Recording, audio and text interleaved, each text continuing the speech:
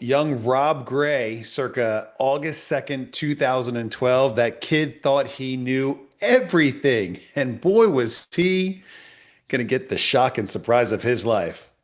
All right, let's Recording start in the recording. progress. All right, what's up, everybody? Welcome, 142 of you, to our continued Week 93 marathon, where we're going through everything from top to bottom.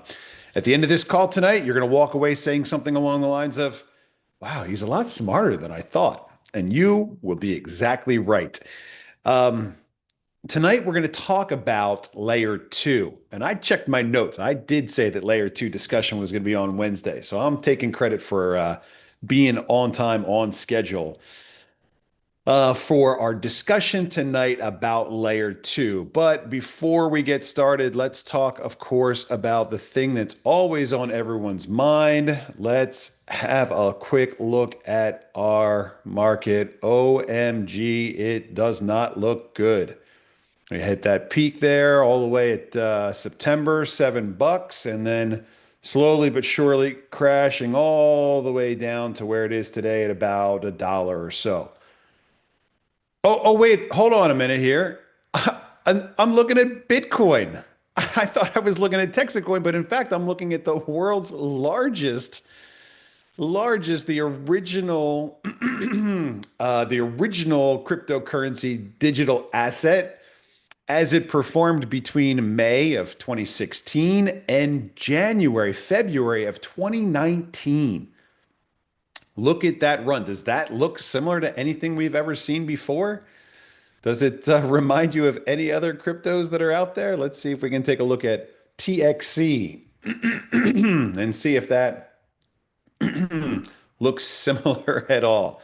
Pull up the TexitCoin chart and load up everything. Oh, yep, that looks about the same. There's Bitcoin, there's TexitCoin. But I want to kind of make a fun little joke about this because, guys, we've entered a bear market. And if you're new to crypto, you've never heard of a bear market, you have no idea what it is. And as we talked about a couple weeks ago, we're always going to be afraid of things that we don't know. We'll be afraid of things that we don't understand. And we've painted ourselves into a corner with this project a lot of different ways. We've painted ourselves into a corner because we started inviting people that have never done crypto before into the cryptocurrency industry, which is incredibly volatile, up and down, roller coaster, yo-yo market. I mean, it's the wild, wild west of money and banking. Numbers are all over the place. And so what did we expect? A bunch of people that have never seen a bear market before are experiencing this phenomenon for the first time. So they're confused, they're scared, they're looking for the exit. But let's just take a quick look at what happened with Bitcoin from, it leading up to the whole world finding out about it. It peaked here on December 18, 2017, and then it slid down, a little pop, slid down up. Maybe we've got a recovery rally going on. No, no, back down. Up. Maybe this time. No, no, no, no, no.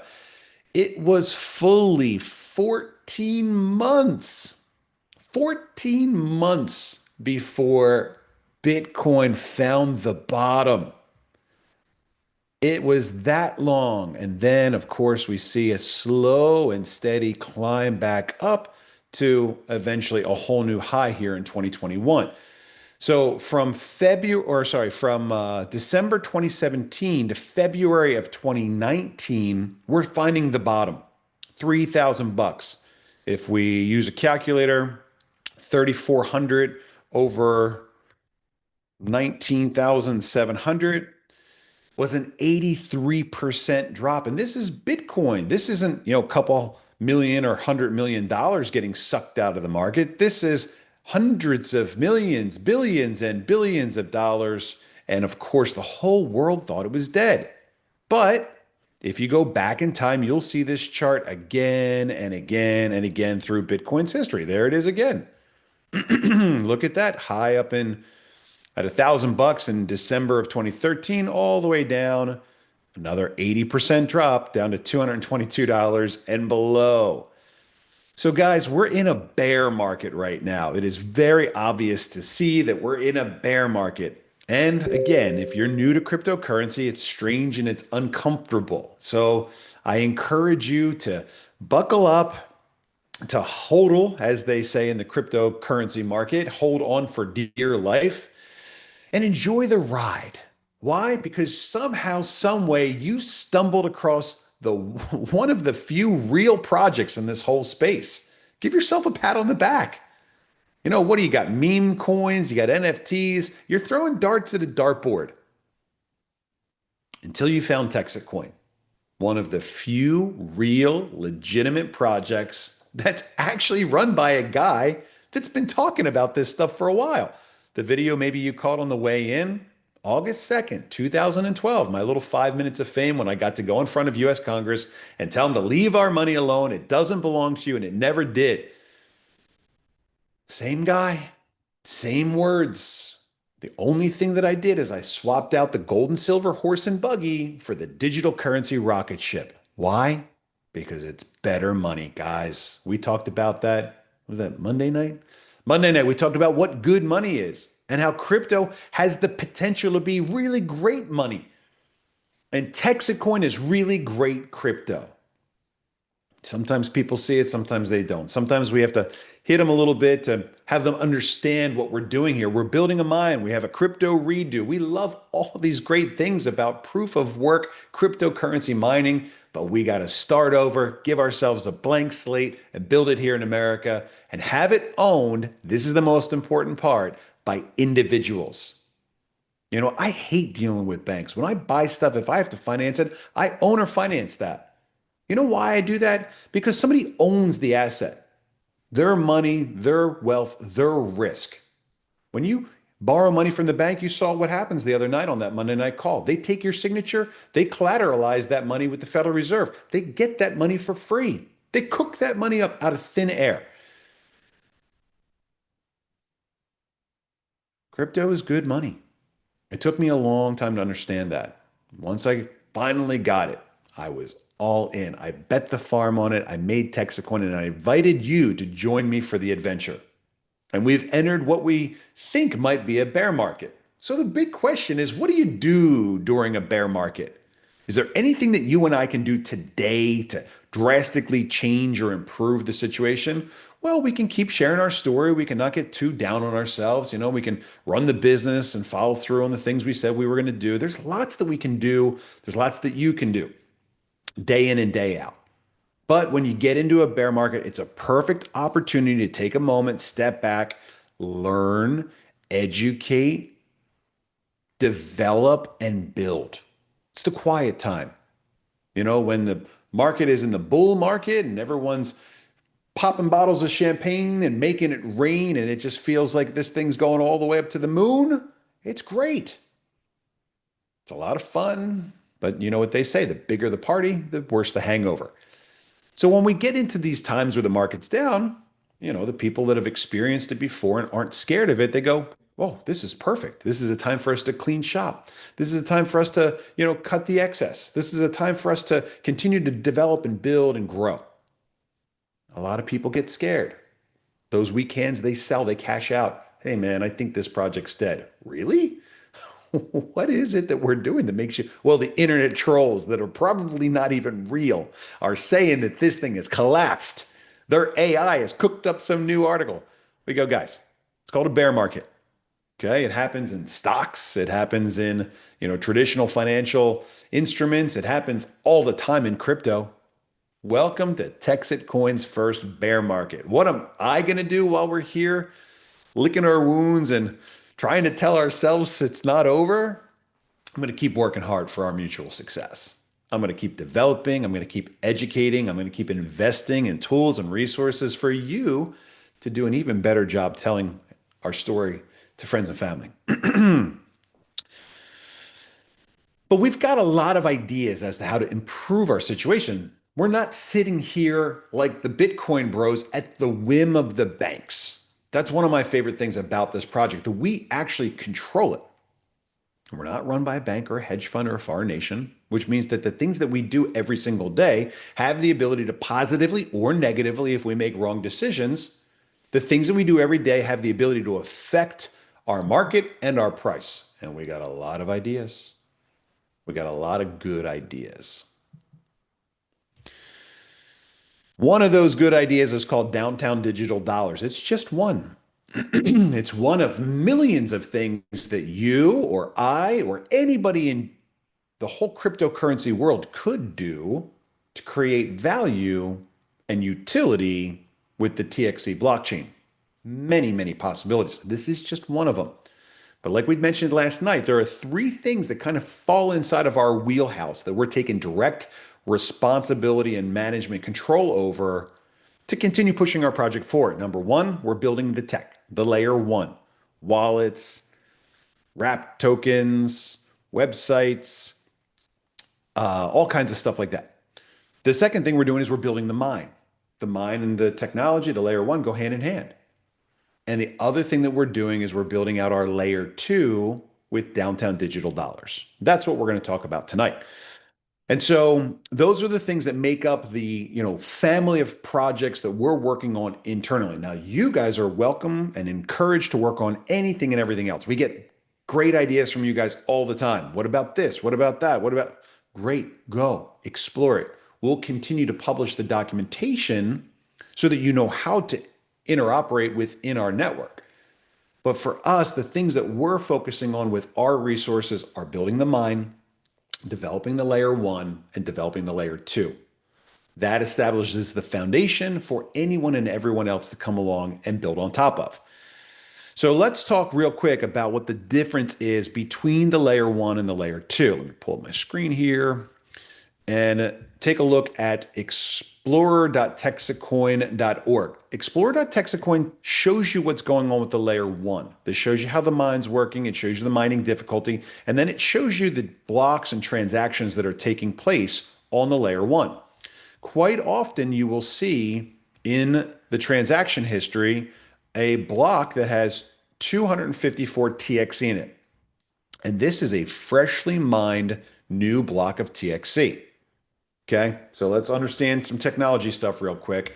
Our network, those supercomputers, those ASICs, they're crunching those numbers 24 hours a day, 7 days a week, nonstop. They're trying to find a more and more difficult answer to a question. And when they find it, the first miner that finds it puts their hand up and says, ooh, I think I got the answer. I think it's blah, blah, blah. And if the miner is right and the network agrees, 51%, that miner gets a reward. What's the reward? Today, the reward is 254 TXC. So in exchange for burning all this electricity and the capital investment to buy the L9 supercomputer, that miner gets a reward. Now, what we do is we take all those miners and they have all the reward pay out to a single address. And that single address then goes through our system and it pays out to this GVR. You can always see this GVR address. This GVR address gets all the payouts every time a new block is mined. And then around 6 o'clock Texas time, right about now, it starts to go through and figure out how to proportionally distribute all of the mined TexitCoin from today's mining work to the miners. And you can see this even a little bit more nicely if you go and look at it on the mempool. Check out what this looks like. There you go. We're mining, paid out. That wallet goes all the way down. Mining, paid out. Mining, paid out. Looks like we had a glitch there. Kept mining, paid out again. And there you go. And so this is the wallet that collects all the TXC that's mined every day, performs an amazingly and increasingly difficult calculation to figure out exactly how much of that you get. We've always said that the people that are going to get the most daily TXC reward are going to be the ones that have done the most to help us build and grow our community, building the mine. That's how it works. What a great level playing field. Well, I got like $1 million. I want to buy up the biggest chunk of the mine you got. I'm sorry, that's not how our system works. You want to do that? Go try to compete with the Bitcoin bros. We took a look at the numbers last night. You put $6,000 in to buy one of the S21 Bitcoin miners, you get negative 4 cents a day. It's going to be quite a while for that negative 4 cents to add up. Pay off that $6,000 supercomputer. Hopefully it adds up before they come out with the S23, which I think is coming out. New block is mined. The difference between layer one and layer two is that the layer one produces 254 TXE per block. And again, you can see that in the transaction log. And that's the mining reward that goes to the miners. Now, Bitcoin works the exact same way. Litecoin works the exact same way. The point of this is that the TXC that's produced as a result of the work that the miners are doing is the reward that's paid out to the miners. It's a fixed supply, just like Bitcoin. And that's really the thing that the Bitcoin bros have that they go to explain why Bitcoin's so valuable. Scarcity. Scarcity. There's only going to be 21 million of them, scarcity. Well, we would like you to think that utility is the thing that makes a currency valuable. The ability to get it, spend it, and trade it, and exchange it for goods and services. That's what really makes a currency valuable. Scarcity is an important quality of money, but it's not the thing that gives money its value.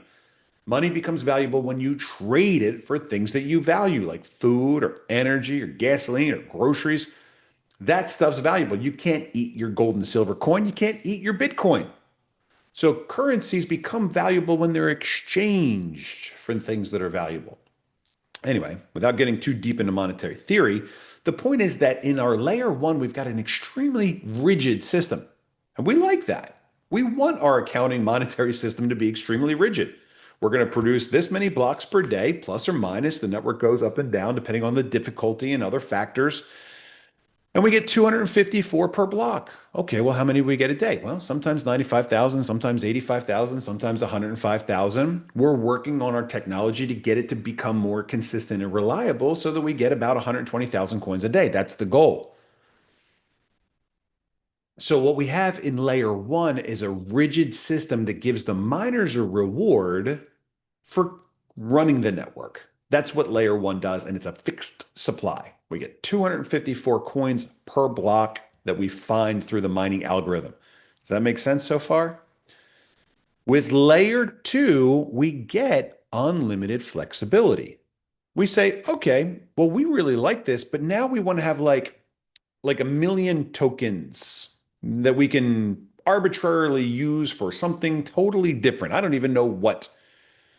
So we look at layer two and we say, okay, we've got this rigid accounting system on layer one. I lowered my hand. I raised my hand. We have a rigid accounting system on layer one. We've got ultimate and unlimited flexibility on layer two. That's the way these things work. Oh, man. Oh, I think I did it. Okay. So tonight, I'm going to guide you through creating a layer two token. And in order to explain which token I'm going to create and why, I want to tell you a little story. Story time. Let me get my story going here. Hmm. All right, here we go. My story. Share my screen. Here we go. I don't know if you guys knew this, but I've got a couple of these things. They're called children, and they're really great. They're expensive, they're time consuming. My wife and I had two of them. They were, what, 15 months apart? And we've got Ashton on the right there and Samantha on the left. And they're great kids. Samantha has been maybe one of my biggest fans, if not the biggest fan, as I've been getting TexitCoin started. But I got these kids and they're super duper great. And what happens over time is, they have a lot of fun, they get into trouble, and, eventually they start having these wonderful, beautiful, imaginative minds and creative dreams and all kinds of stuff. There's my little lady there along with these crazy kids. But as you can see, if I zoom in on my son, every once in a while, things go terribly wrong and we lose our teeth. And so when you have kids, sooner or later, you know that you're going to come into one of these moments where the teeth fall out and enter the whimsical tale of the tooth fairy. I don't know if you guys carry on this tradition, but we did when we were young. And so, we wanted to give our kids some sort of prize and award when they lost a tooth. And you know how the story goes. The kid takes the tooth and hides it under the pillow. Mom and dad sneak into the room at night and pull the coin or pull the tooth out and replace it with a coin. And so I was sitting there, and as you guys know, I spent my adult working years as a coin designer and manufacturer. And so I'm sitting there one day trying to figure out if there's a really great um, like tooth fairy coin. You'd think that if, we're going to swap out teeth for coins, there would be a really cool tooth fairy coin design. And in the coin industry, we're always looking for the latest and greatest coin design that's going to sell millions and millions and millions of silver rounds. And so I looked this up, and of course, there are some, tooth fairy coins, but they're like kind of really boring. Let me see if I can find a tooth fairy coin design, share it with you here. Tooth fairy coin. Let me share my screen. Share. Then, nope. Yep. There you go. So there's a tooth fairy coin. And, it's like a little weird because I'm sitting there thinking to myself, like, the tooth fairy is not going to use a monetary system that's got like a picture of herself on it. That doesn't make any sense. Tooth fairy is obviously going to have like their own coinage that was developed from the greatest heroes of whatever the world is that the tooth fairy comes from.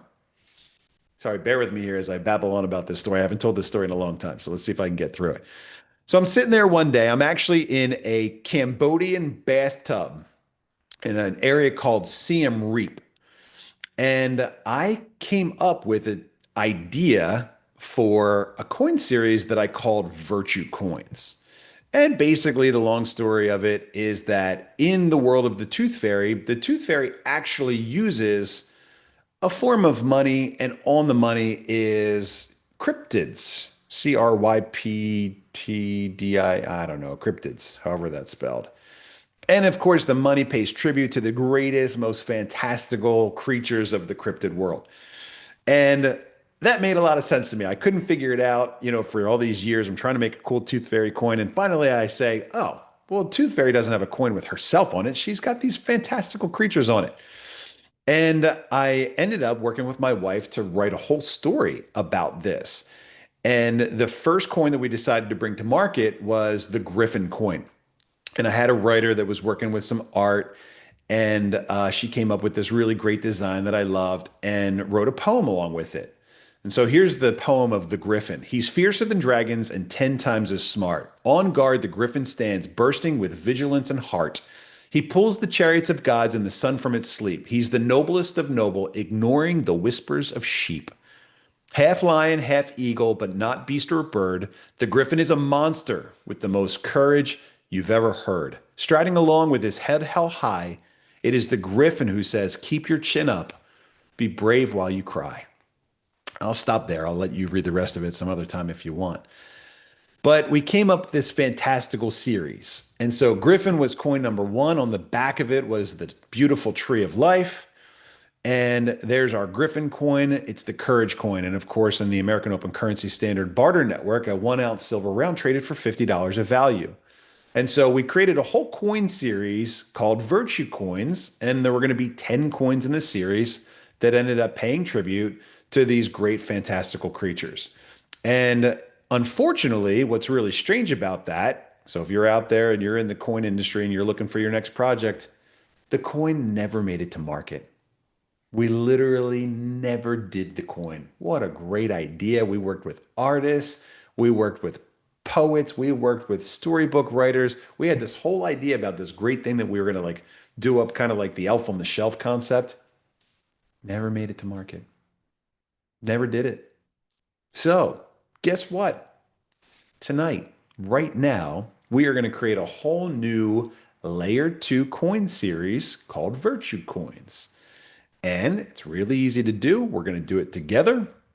And I'm going to show you just how easy it is to work on a layer 2 token. So we go to tokens.texitcoin.org and we want to create a token. We click on the Get Started button.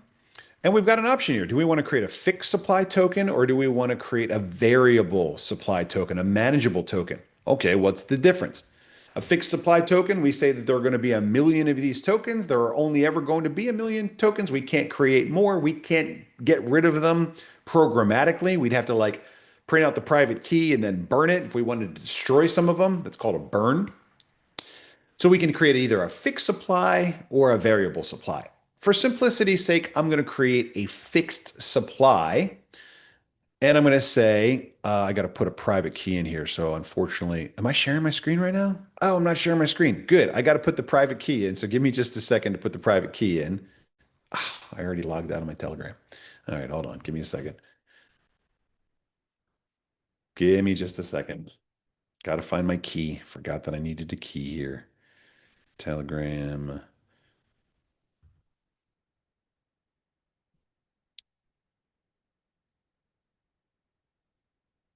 Okay, getting closer, grabbing my private key, trying to keep this secure. Okay, there's my private key. Now I can share my screen with you. Let's log back out of Telegram. Log out. Log out. Done. Okay, close out of that. I've put my private key in. Hopefully it will not pop back up. Share the screen, and there we are. Okay, so I'm going through the process of creating a fixed supply token. Divisible means that it has decimals. If I only want whole units, I can uncheck that box, and then I can create 1, 2, 3, but I can't create 1.1 or 2.1.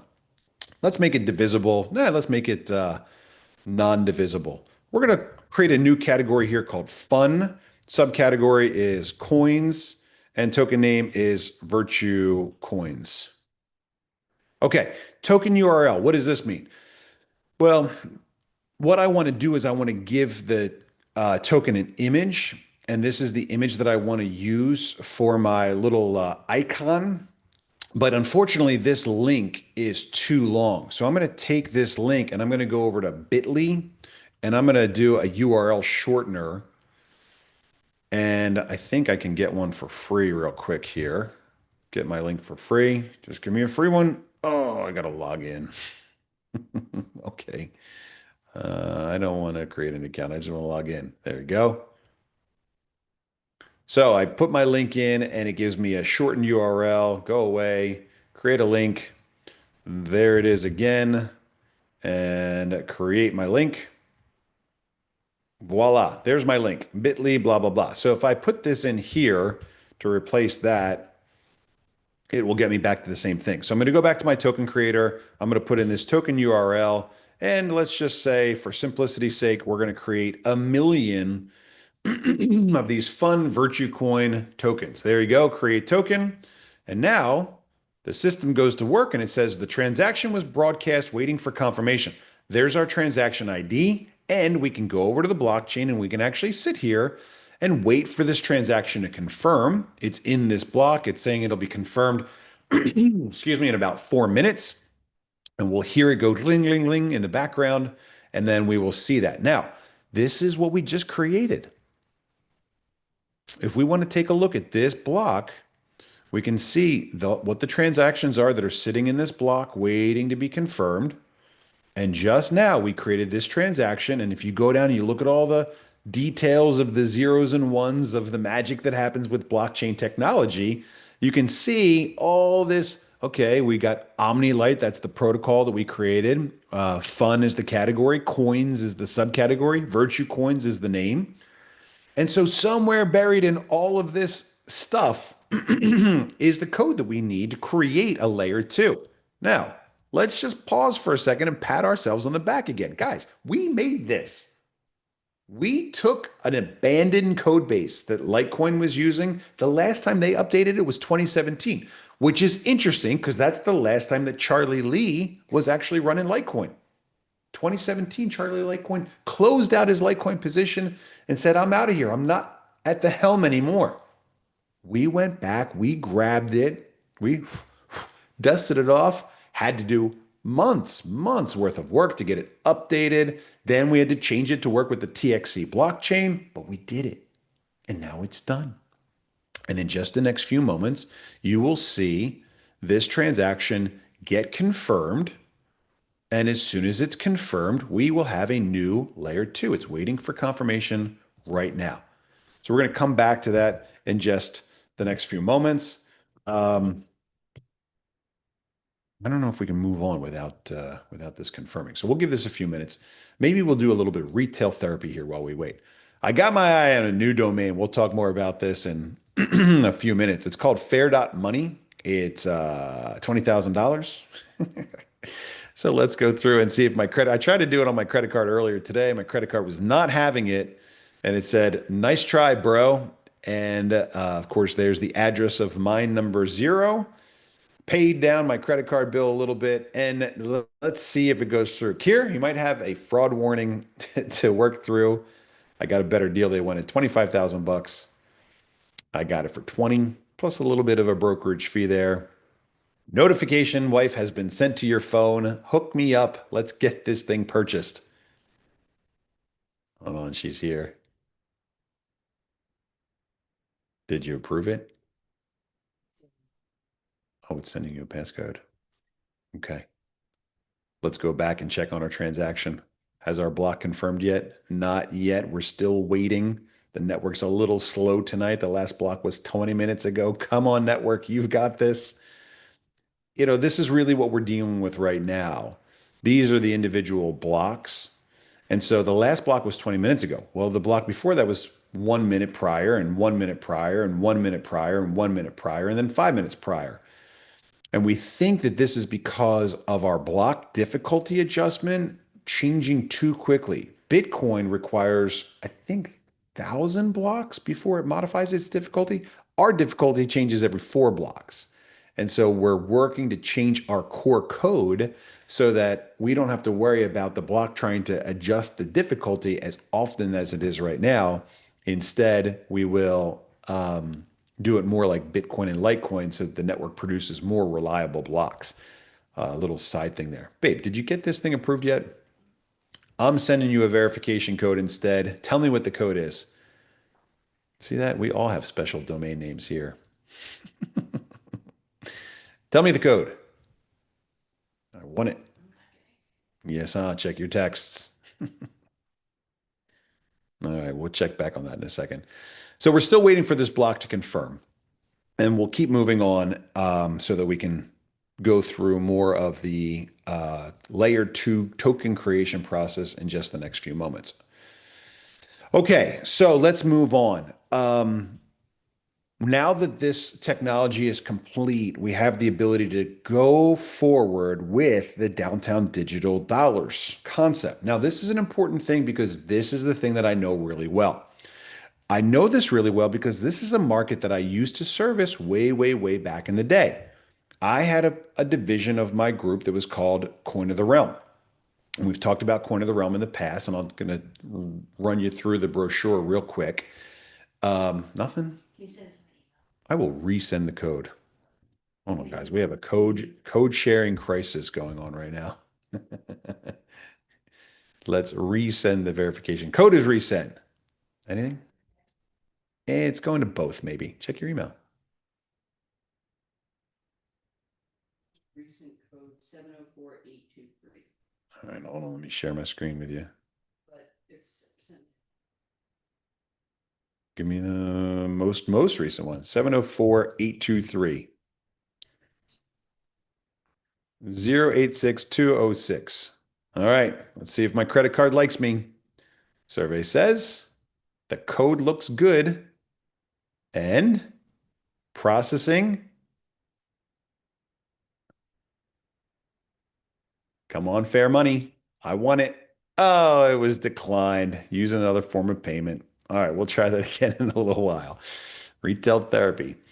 Okay, so we were talking about Coin of the Realm and how this is a market that I actually understand. Now, why do I like fairs and festivals so much? I like fairs and festivals because they understand the concept of alternative currency. Think about it, right? When you go to a fair or festival, what are you using inside there? You're usually using something like coupons, tickets.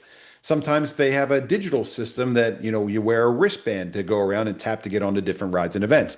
But you're exchanging dollars on the way into the fair or festival and then using an alternative currency inside of that event, which is limited access, limited engagement. And so people are very comfortable with that concept there. We're going to come back to that concept in a few minutes.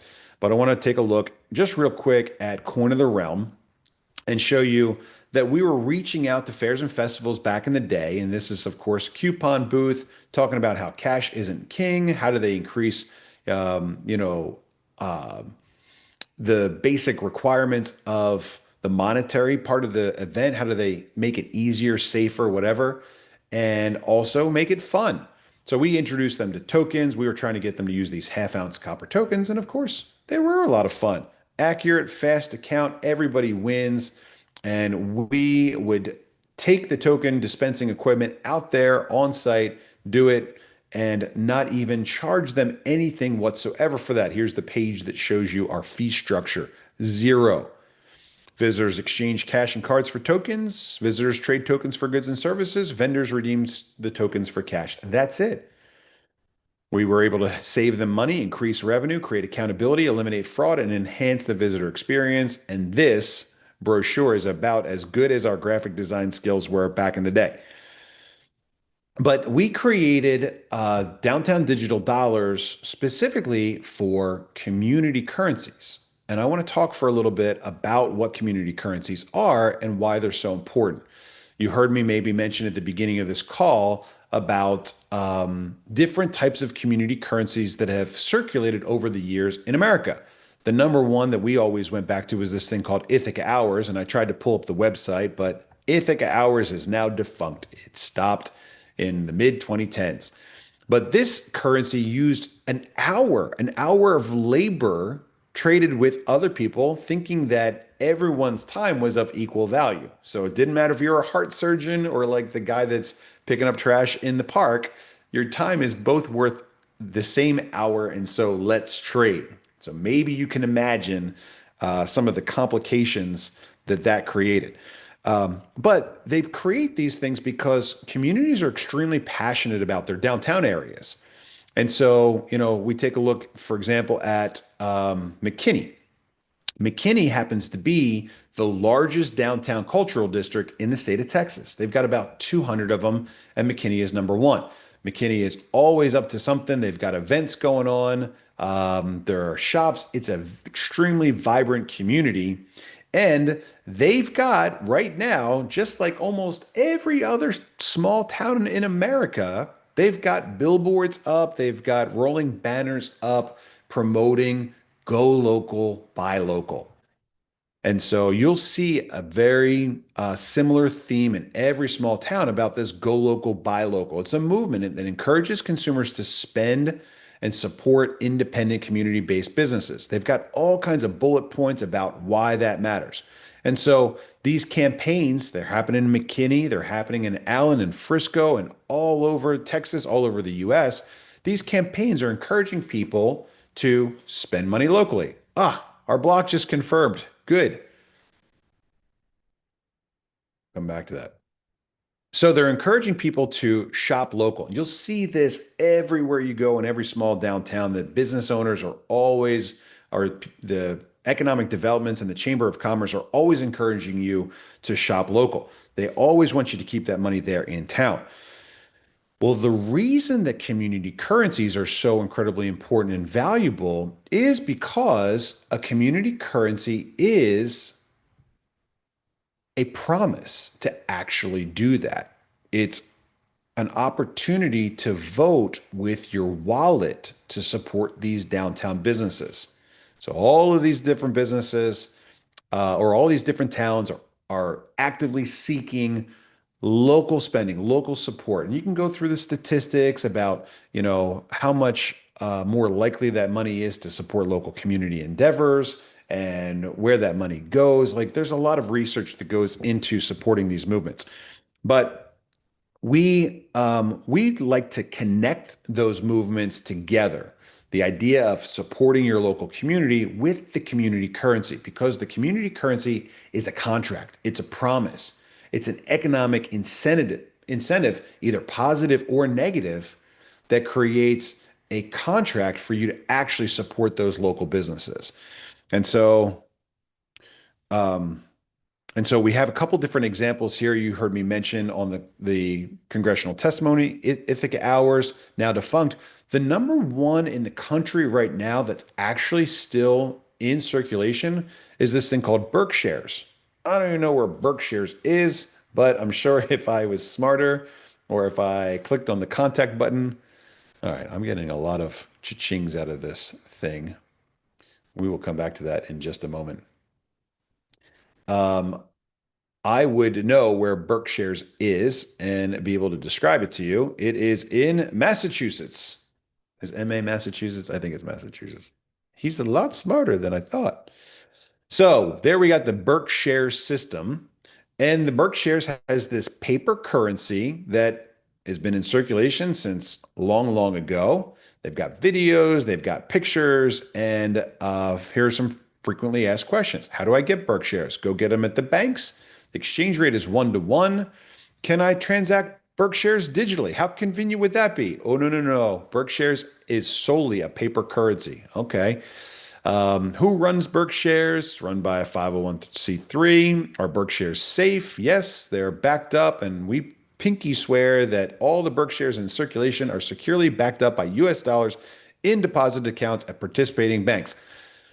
My first question looking at this is cool. How many Berkshires do you have in circulation? Check the whole website. I can't find the answer to that question. And you don't have a digital version? And can you show me the money that's backing up the Berkshires in the bank? Eh. And so I compare that real quick to what we have with Wrapped TXC. With Wrapped TXC, we've got kind of this Ethereum version of TexitCoin that's able to get traded on the Ethereum network as an ERC20 contract.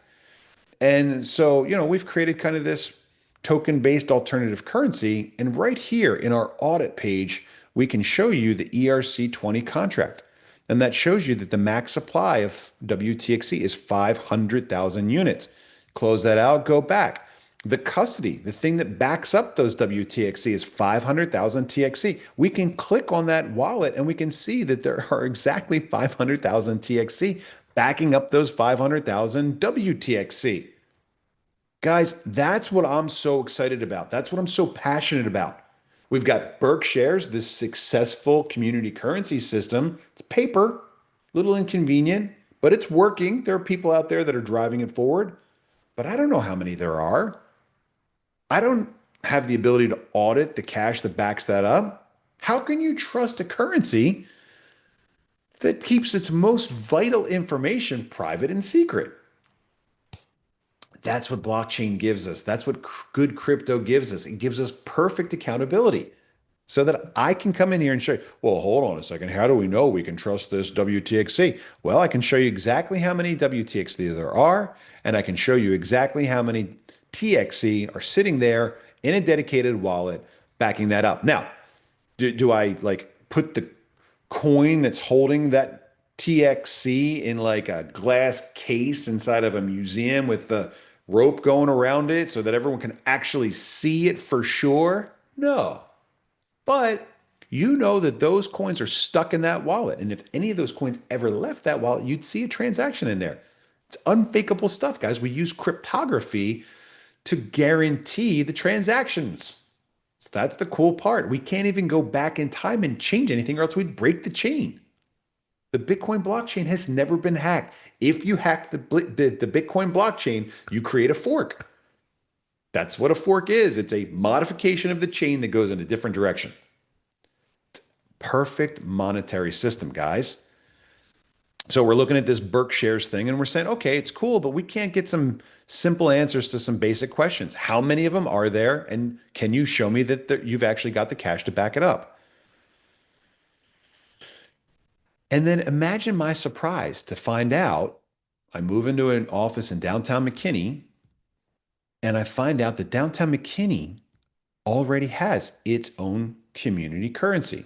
It's called the McKinney Downtown Dollars.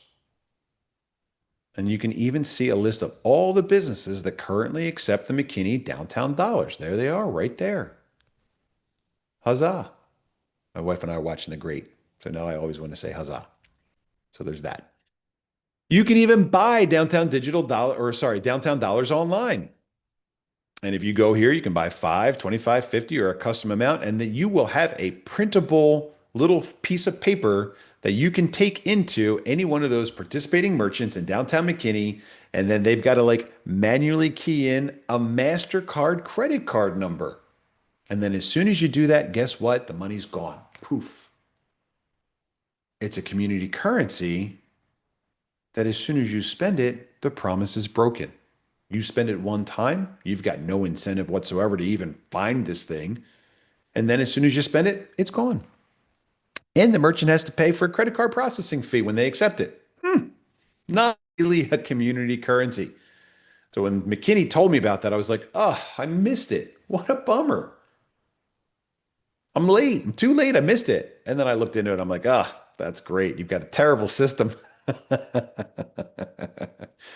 And it even got funnier when they told me every year how many downtown dollars are actually spent at participating businesses. Get this number, $25,000 across the 200 businesses of downtown McKinney. That's the total economic impact of the McKinney Downtown Dollars program.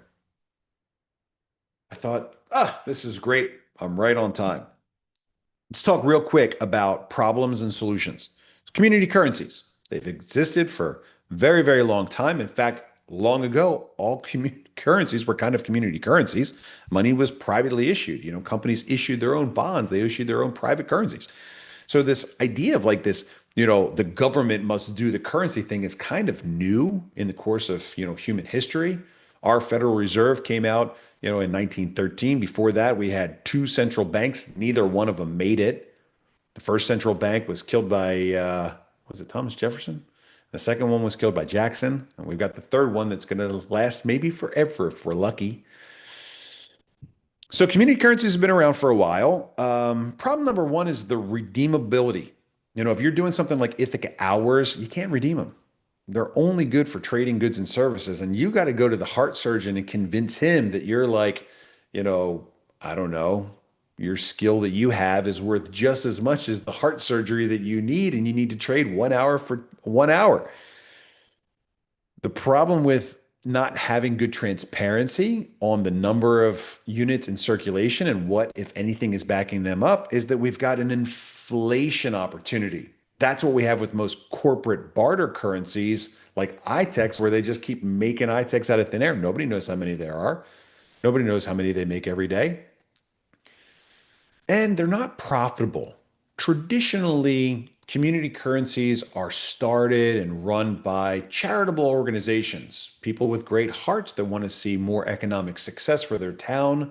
So they develop something like the hours. In fact, if you take a look at the list of community currencies that have been out there over time, you can see that most of these things are hours based. Sequoia hours, Santa Monica hours, all these things. Hey, there's Stephanie's project, mountain hours. And so, what happens is when you realize that it's a lot of work and there ain't no profit in it, you go, eh. And whoever the champion is of that project goes, well, I've done the best that I could. It either worked or it didn't work. And now it's time for me to move on with my life. If there's not a profit opportunity there, then its staying power is seriously diminished. And that's how we created downtown digital dollars. I heard everything about McKinney. I said, great, beautiful, wide open opportunity. I've got all this experience with other community currencies. I've got experience with the fairs and festivals, which we'll get to in a moment. And I said, okay, I've got a system that's going to work great for McKinney downtown digital dollars. Number one, we're going to exchange dollars one for one with the downtown digital dollar program, but we're going to offer a 5% incentive on the way in. I guess that's not really one for one. It's like 100 for 105. And so the first part of it is that when you trade $100, you get 105 of your downtown digital dollars. Number two, you can spend till your heart is content downtown. Let's go and take a look at what it actually costs to spend. And maybe our block was confirmed and our transaction. Oh, our block was confirmed. Oh, you know why it took so long? Because the mine was paying out. Look at all those transactions of the mine paying out TXC to all of our mining community. Thank you, system, for working reliably. Um, okay, but we were looking at creating this layer two, and the transaction is now confirmed, and we can see it in our wallet. So let's go over to our wallet, and we created it with this key. And so now if we go into the token area of our wallet, we click the plus sign and we search for Virtue coins. There they are. And voila, we've got 1 million tokens. Well, clearly we have a bug. We've got 100 trillion. I forgot to put a decimal in at the end. So we've got an extra eight zeros here on the end. One, two, three, four, five, six, seven, eight. So we tried to create 1 million, but we ended up creating 100 billion, trillion, bajillion. We're starting to rethink the smartest guy I knew comment. Okay, I'll look into that little bug. But there's our Virtue coins. And now we have the ability to send Virtue coins back and forth from one wallet to another. Let's see, it's a million, billion, trillion, whatever comes after that, and after that again. But there's our history. We can hit the refresh button here, and no transactions yet so far on that. But that's how easy it is to create your own token. When I was creating coins back in the day, man, it was a lot of work to come up with a design and then carve that design into that die and then strike all those coins. Today in the digital world, it's actually quite easy. So there you go. That's how you do it with way too many zeros. Or was it 16 extra zeros? I don't remember. We'll come back to that. So, um, as merchants and business owners exchange the local currency around town, and you can see this here, I've got the MCK token. There are 27,778.89. Now, that's an interesting number. The reason we have that many tokens to get the party started is because McKinney told us that they have $25,000 of economic benefit with their token. And so I said, well, I'm going to spend 25,001 McKinney downtown digital dollars. And that way I've got now more economic impact with my little digital crypto version than your thing has in an entire year. If I took my $25,001 and I bought McKinney downtown digital dollars with that, I get 5% bonus. I would get 26,251. Okay, so I created 27,778.89, and that would have been 105% of $26,456.09 if we're rounding up. So originally I was going to do 25,001. Looks like I did 26,456 and 9 cents. So now I don't have a page for it yet, but very soon I will have an audit page that looks just like this that shows off each one of these tokens individually, how many there are on the network, and then what there is in the custody. Because you can come over to Etherscan right now, and this is the beginning of sharing this information with you. You can see that there are 26,456.09 USDCs to back up the McKinney Downtown Digital Dollars program. They're right here on this address. And as I create an audit screen for this with our developers, I will have it linked right there so people can always go and see firsthand that we've got an exact amount in crypto USDC backing up that token. Big thing, guys. First time you're seeing it, first time I did it. I just popped those coins on there an hour and 38 minutes ago. A little bit more than that now. If I refresh this 2 hours ago, 1 hour ago, 1 hour ago, there it is. That's what's backing up. The 26,456.09 is what's backing up the wallet that I have here of 27,778. Okay, let's do the math again.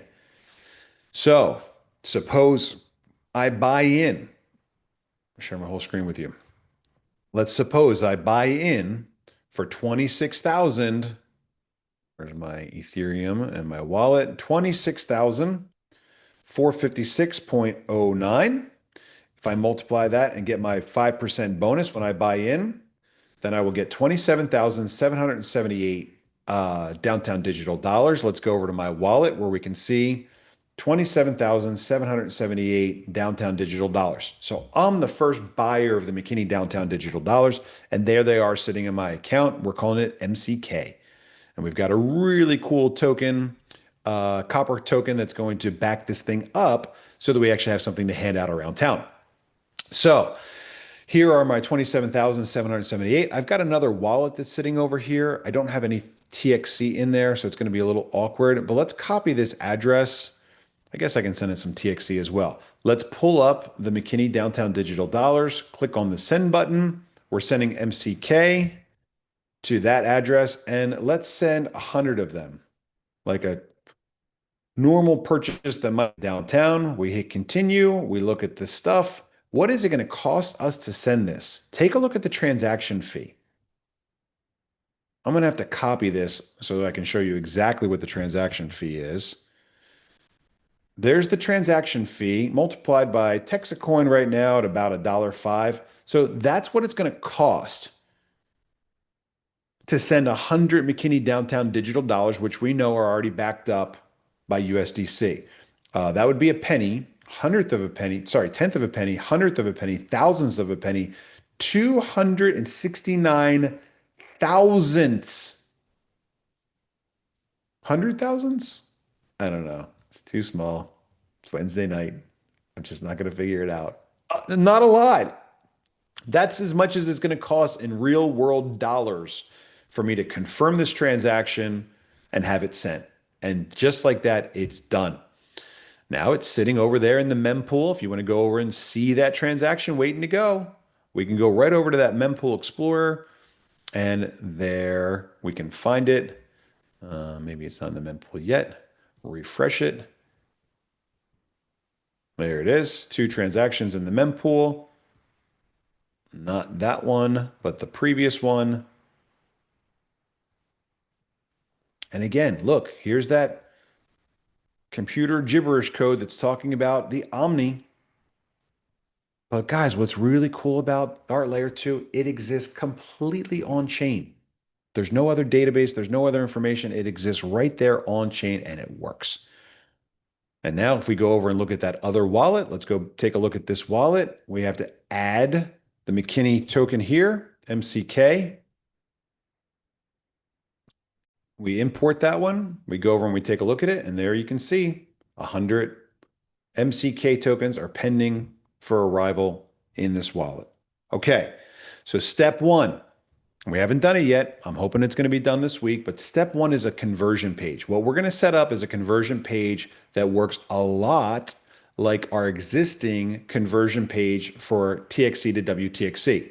So you'll be able to send any kind of USDC, any kind of EVM stablecoin, and you'll be able to swap that out for McKinney Downtown Digital Dollars, just like this page works right now. And we'll have an audit trail so you can see exactly what's been traded, how many holders there are, the whole thing, just like that. So $100 of USDC, for example, buys you $105 of McKinney DDD. That's a 5% economic incentive to convert your dollars into the McKinney Downtown Digital Dollars. Are you with me? That's number 1. Number 2, the merchants that accept that are encouraged to spend all over downtown at hundreds of thousands of a penny for a transaction. Maybe we can think about it in pennies. Okay, so 1 penny, tenth of a penny, hundredth of a penny, thousandth of a penny, 2 10,000ths of a penny. A very small amount. If we can get that money to circulate downtown McKinney 4 times, about 4 times, then number 3 is going to make a lot of sense to you. The third part, cash out anytime you want, downtown merchant. You're not handcuffed. You don't have to accept this thing and keep it and spend it locally. We understand you've got to buy goods and services from vendors that might not accept the downtown digital dollars. Downtown digital dollars are not going to be 100% of all the money you bring in. If you need to cash it out, you can cash it out anytime for 90 cents on the dollar. What does that mean?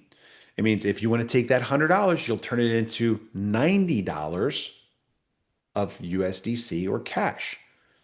Why do we have that? We have this as a negative incentive for the merchants to stick around. And our hope, our goal is that we can get that money to circulate 4 times around downtown McKinney. Because think about it. Somebody goes in there and taps to pay with a credit card, they're going to get hit for 2.5%. 2.5, 3% plus some transaction fees, 30 cents for this, an originator, a monthly fee. If we can get that money to circulate 4 times, we're now as competitive or less expensive than Visa MasterCard. So that's our goal. Now, because of blockchain technology, because of the world's most honest and transparent monetary system on planet Earth, we have the ability to watch that token move around town. It started here, it got spent there, it was spent next door, spent next door. We can watch and see how many times those tokens move around. We can gamify the experience. We can give the residents of McKinney a dashboard, an audited dashboard, where they can see their downtown digital dollars at work. How fun would that be? What we need to know is what kind of economic impact the downtown digital dollars have for the city of McKinney. If we can show that the downtown digital dollars have more than a $25,000 economic impact, we've beaten the existing system. Now, why would somebody accept it with a 10% negative incentive? Number one, it costs you almost nothing to accept it if you spend it next door. That's the promise. That's the vote with your wallet contract. That's the guarantee that they're much more likely to keep that money locally with the negative incentive. Would that merchant or business owner be willing to give a local participant, a local consumer, a 10% discount? Sure. Businesses give discounts out all the time, coupons and, oh, your police, fire, EMT, discount for you, half off for this. We're asking the business owners to give the people that have gone out of their way to shop local essentially a 10% worst case scenario discount. We've already talked to the business owners about it. It all makes sense. They don't have a problem with it. And remember, they only have to pay the 10% fee if they leave. And now it's our goal, it's our job to encourage them to spend it, to show them where they can spend it, to show them how easy it is to spend it. And if we can get their participation and they can move that money locally 4 times, they've saved money. I think we can get an average of 40 times before that money is cashed out. That would take it to 1/10 the credit card fees. That's the goal. Built upon the world's most honest, transparent, economic monetary system we've ever seen on the TXC blockchain. We've got it. It's done. Now we just have to roll it out.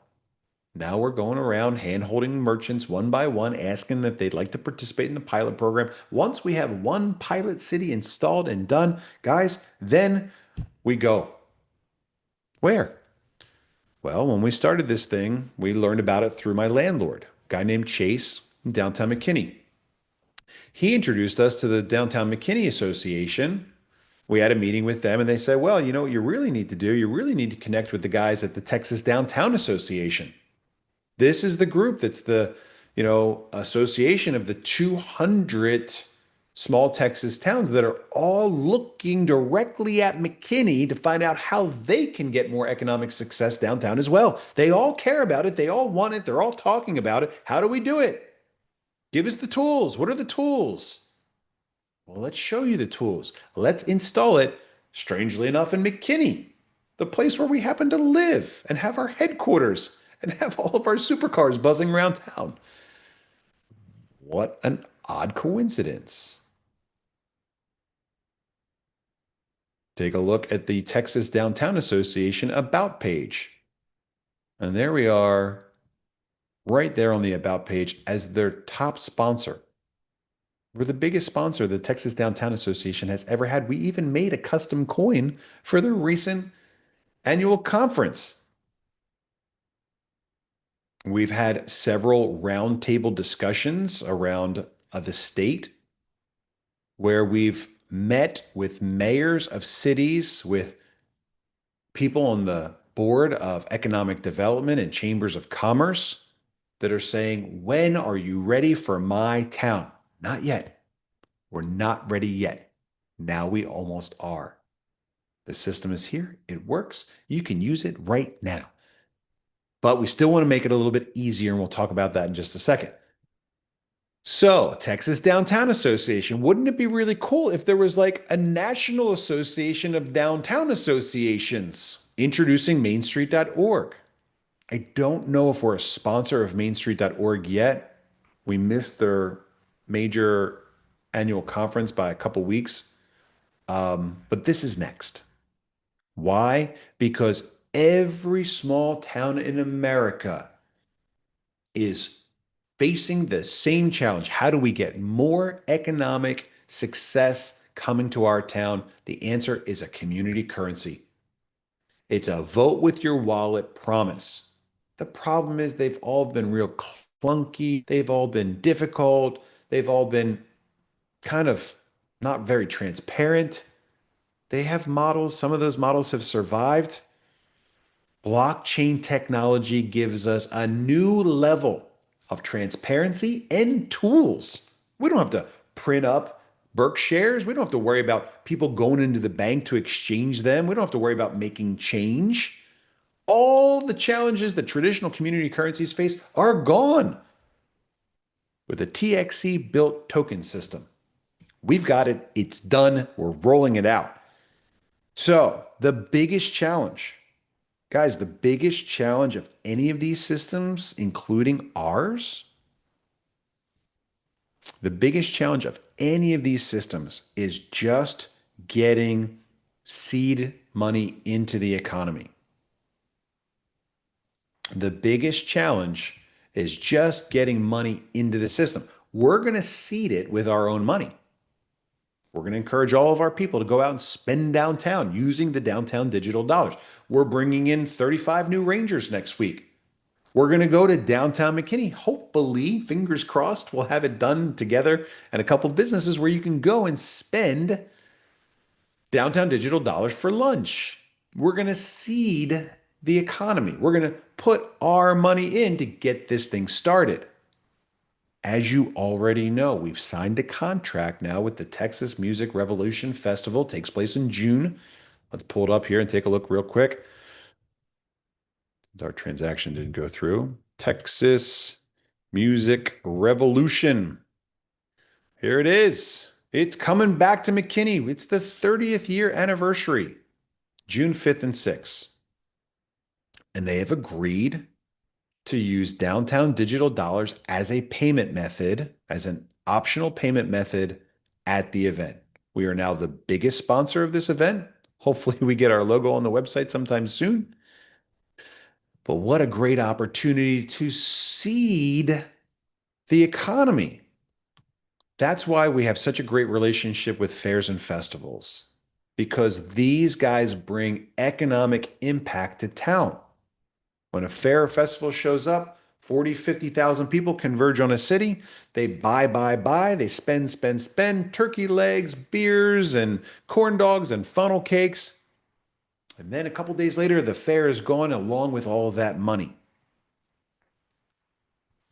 We work with the fairs and festivals because there's always a big percentage of what we call breakage, takeaway. 15 to 20% of the money that goes into a fair or festival never gets cashed out.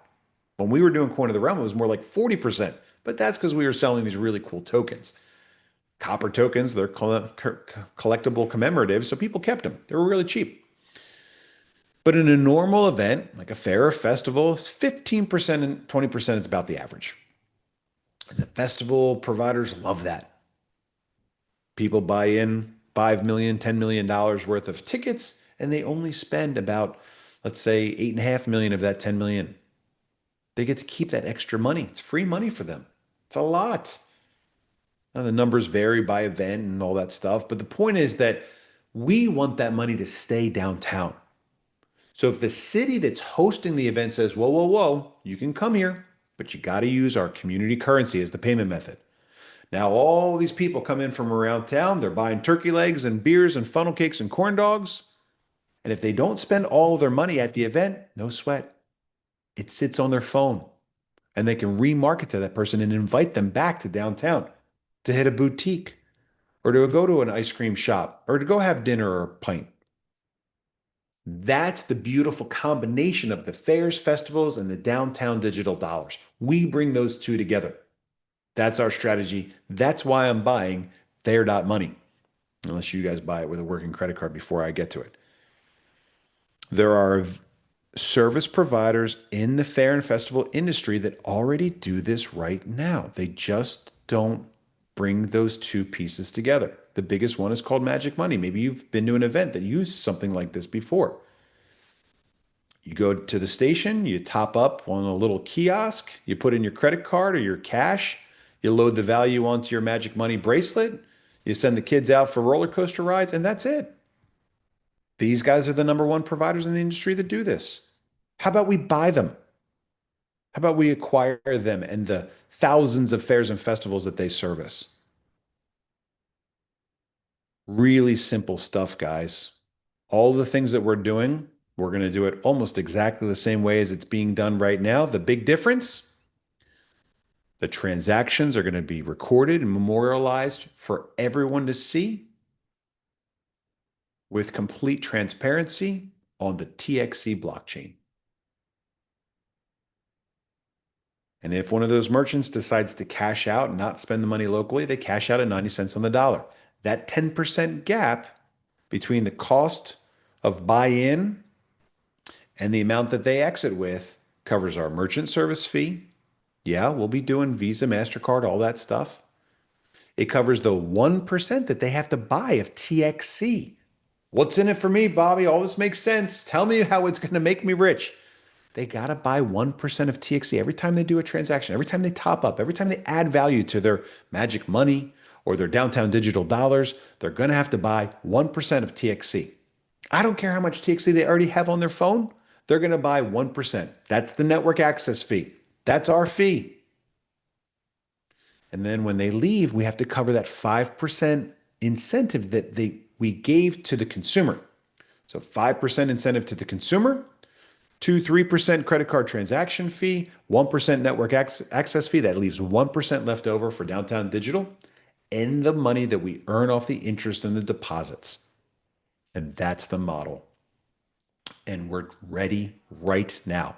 Now, the only thing left is to build out the audit website to show you, build out the conversion website to make it easy for people to get in, just like we already have built right now for WTXC, and build out the hardware that gives the merchants and business owners and the consumers and the fair attendees access to use this thing the same way they're comfortable doing it right now with the existing tools they already have in place. That's this coming week at our office.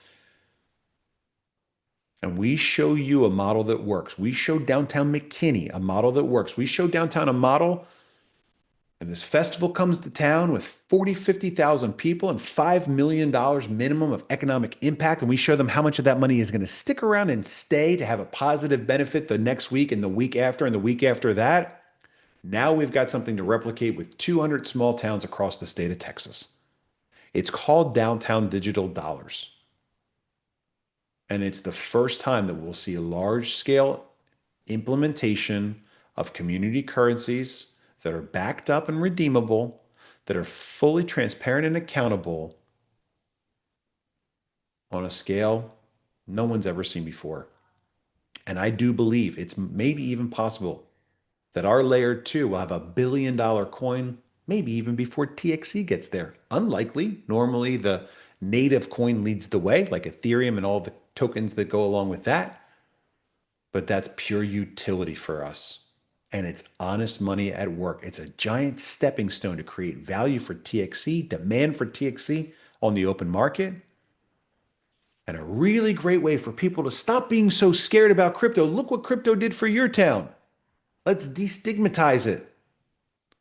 Let's get away from the fear and the confusion about crypto. Let's show downtown McKinney how they can get more money there and they can keep that money there to the benefit of the merchants and business owners downtown. Let's use downtown McKinney as a model to show the rest of the state of Texas through the Texas Downtown Association just how well they did. We can gamify it. We can share it. We can publish it. Crypto is the most honest and transparent monetary system on planet Earth. Let's teach people how to use it to the advantage of themselves and the communities in which they reside. That's what I'm working on during our bear market.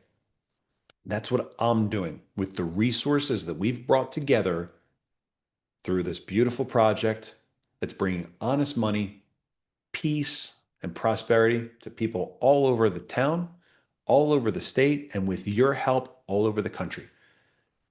I'm Bobby Gray. Thanks so much for joining me for this special Wednesday night edition of Week 93 Marathon, going through everything from top to bottom, soup to nuts, so that you understand that even with the price up or the price down, we still have a job to do. We know how to do it, and we're working on that job every day. I continue to encourage you to do your research, get a better understanding of crypto. Buckle up tight, guys. It's going to be a lot of fun as we build this rocket and blast off with you on board. Thanks so much for joining, and I'll catch you guys again tomorrow for introducing TexitCoin.